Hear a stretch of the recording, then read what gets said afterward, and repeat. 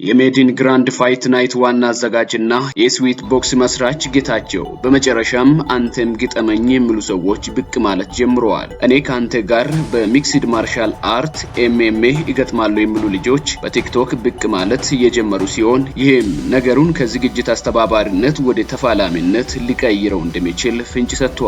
ይህ ክስተት በደጋፊዎች ዘንድ ከፍተኛ መነጋገሪያ ከመሆኑም በላይ ቀጣዩን ውድድር ይበልጥ አጓጊ እንዲሆን አድርጎታል። ከኒቃቴሊና ጋር የተደረገውን አነጋጋሪ ፊልሚያ ተከትሎ የጆኒ ስም በስፖርቱ ዓለም በከፍተኛ ሁኔታ እየተነሳ ሲሆን ይህንን ተከትሎም በርካታ ታዋቂ ስፖርተኞችና የማርሻል አርት ባለሙያዎች ጆኒን ለመግጠም ከፍተኛ ፍላጎት ማሳየታቸውም የፊልሚያ መድረኩን ዳግም አሙቆታል። በአሁኑ ወቅት በስፋት እየተሰራጩ ያሉ መረጃዎች እንደሚያመላክቱት የጆኒ ቀጣይ ተጋጣሚ ሊሆን የሚችሉ ብርቱ ተፋላሚዎች ስም ዝርዝርም ይፋ እየሆነ ይገኛል። ከጆኒ ጋር ለመጋጠም ግንባር ቀደም ተጠቃሽ የሆኑ ካሉ ሰዎች መካከል ማስተር አገረ ሰላም የሚባል ስፖርተኛ ሲሆን ማስተር አገረ ሰላም በማርሻል አርቱ ዘርፍ ያለው ጥልቅ ልምድና ስም ይዞ ወደ መድረኩ መምጣቱ ለጆኒ እውነተኛ የብቃት መለኪያ እንደሚሆን ይጠበቃል። ግጥሚያውም በስፖርታዊ ዲሲፕሊን የታነጹ ባለሙያዎችና በተለይ የድብድብ ስልት የሚንቀሳቀሱ ተፋላሚዎች የሚገናኙበት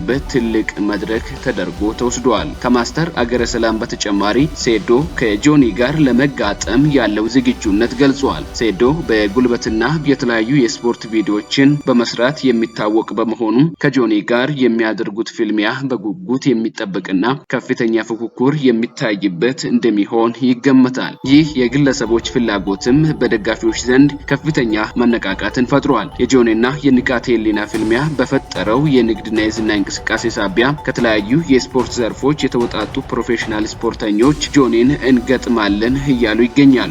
አዘጋጆችም ቀጣዩን ውድድር ይበልጥ በባለሙያ ዳኝነትና በዘመናዊ ዝግጅት ስልት ለመምራት እያቀዱ ሲሆን ይህም ጆኒ ከዚህ ቀደም ሲነሱበት የነበሩትን የብቃት ጥያቄዎች በጠንካራ ተጋጣሚዎች ፊት ምላሽ እንዲሰጥበት እድል የሚፈጥር ሆኗል። በአጠቃላይ የኢትዮጵያ ስፖርት አዲስ መልክ እየያዘ ባለበት በዚህ ወቅት የጆኒ ቀጣይ ተጋጣሚ ማን ሊሆን ይችላል የሚለው ጥያቄ የብዙዎችን ትኩረት ስቧል። ማስተር አገረ ሰላም፣ ሴዶ ወይስ ሌላ ተፋላሚ? መልሱ በቅርቡ በሚደረጉ ይፋዊ መድረኮች የሚታወቅ ይሆናል።